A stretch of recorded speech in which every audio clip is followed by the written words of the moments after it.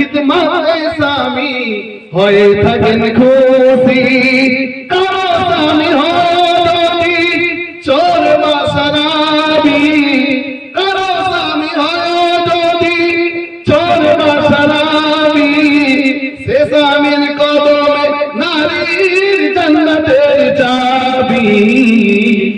ভুলেও কোন মহিলা করো না অবহেলা, ভুলেও কোন মহিলা করো না অবহেলা।